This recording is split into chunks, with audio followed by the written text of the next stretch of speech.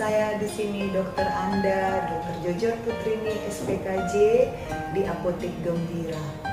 Kita hari ini akan berbincang tentang apa itu gangguan jiwa atau gangguan mental. Gangguan jiwa atau gangguan mental adalah gangguan yang melibatkan adanya gangguan pada proses pikir, proses perasaan, dan gangguan pada perilaku. Nah, gangguan ini mengakibatkan fungsi atau tugas sehari-hari individu tersebut terganggu atau menjadi lebih sulit.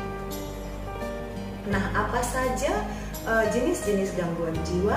Gangguan jiwa itu banyak sekali, yaitu gangguan mental organik, ya, gangguan yang disebabkan oleh terjadinya proses kerusakan langsung pada organ otak. Yang kedua adalah gangguan akibat penggunaan zat atau nafsa, yaitu gangguan jiwa yang diakibatkan akibat penggunaan zat atau nafsa itu sendiri. Bisa karena proses intoksikasi, proses withdrawal, atau bisa karena adiksinya atau proses ketergantungannya. Nah, yang ketiga adalah kelompok gangguan depresi atau gangguan perasaan. Nah, termasuk di dalamnya adalah gangguan bipolar, yaitu atau gangguan mood, yaitu adanya episode manik dan episode depresi. Yang berikutnya adalah kelompok gangguan cemas. Gangguan cemas ini banyak sekali jenisnya pemirsa, yaitu bisa gangguan panik atau serangan-serangan panik, di mana individu mengalami beberapa kali serangan panik atau bisa satu kali serangan panik. Saat satu kali serangan panik kita hanya mengatakan panic attack. Tapi apabila sudah lebih dari satu kali dan terjadi berulang-ulang, maka kita sebut gangguan panik. Kemudian gangguan cemas juga ada gangguan cemas menyeluruh. Gangguan cemas menyeluruh adalah saat itu pasien mengalami gangguan cemas pada hampir seluruh waktunya dari pagi sampai malam. Gangguan cemas yang lain adalah gangguan obsesif kompulsif, lalu gangguan somatisasi, dan gangguan tidur. Pemirsa yang budiman, apakah kecemasan itu?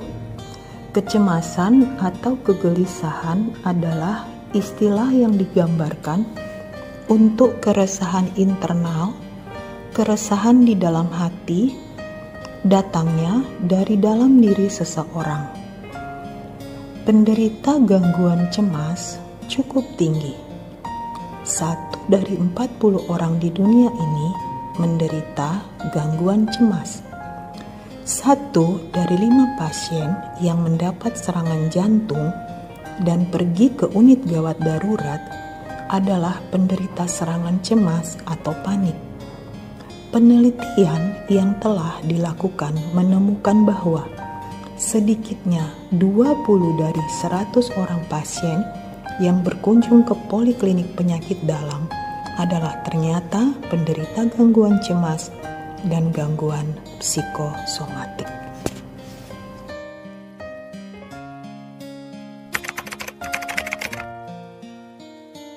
Apakah bedanya kecemasan dengan stres?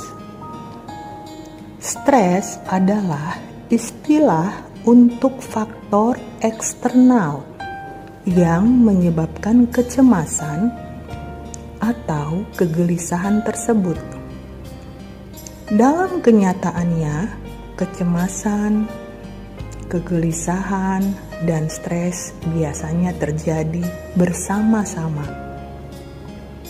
Kecemasan, kegelisahan, dan stres adalah suatu keadaan ketegangan fisik, mental, dan emosional yang disebabkan oleh kondisi eksternal. Umumnya, kecemasan berhubungan dengan masalah atau problem masa depan, keuangan, perpisahan, atau kesepian, kesehatan, kekhawatiran tentang berulangnya kejadian yang tidak menyenangkan yang pernah terjadi sebelumnya, atau justru cemas atau khawatir yang berlebihan terhadap sesuatu yang belum terjadi.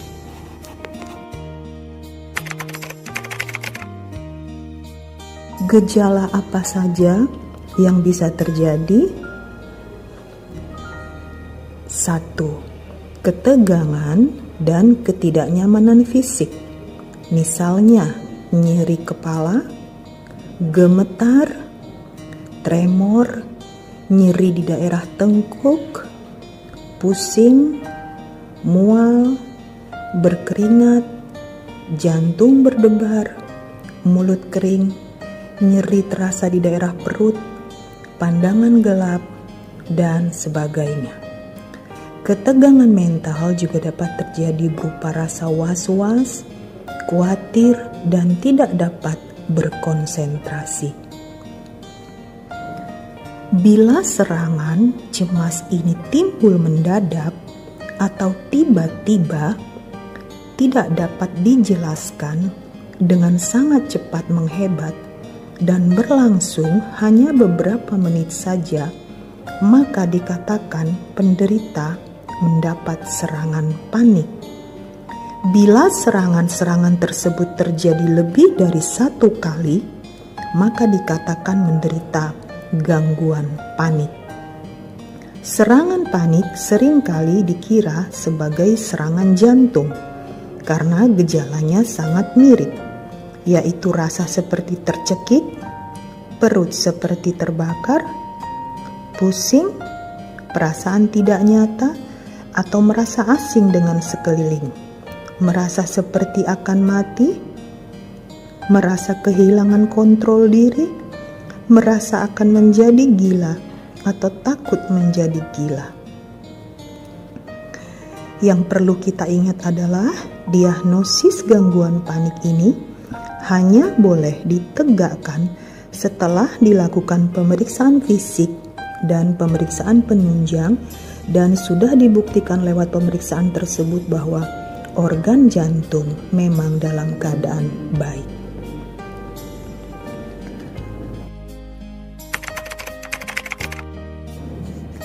Lalu, apakah ada cara untuk mengenali gejala cemas? Pemirsa yang budiman, ada alat bantu bagi Anda untuk mengenali gejala.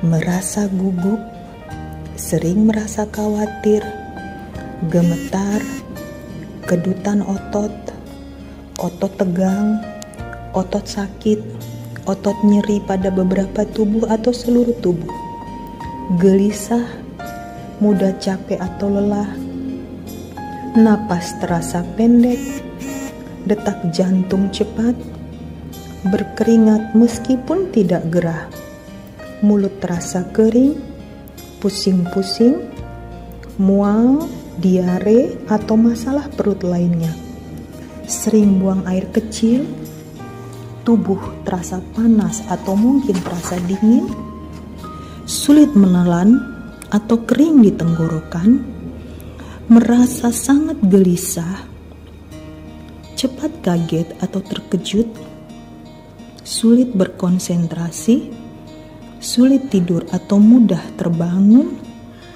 mudah merasa marah atau jengkel, menghindari tempat-tempat yang dirasa atau dipikirkan akan membuat dirinya cemas, seringkali atau selalu memikirkan bahaya, melihat diri sendiri tidak mampu mengatasi masalah, dan sering berpikir bahwa sesuatu yang buruk akan terjadi pada dirinya atau keluarganya.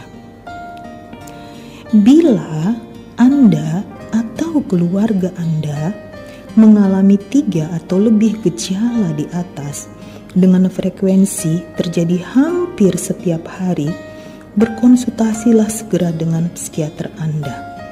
pergilah berkonsultasi dan tidak perlu malu.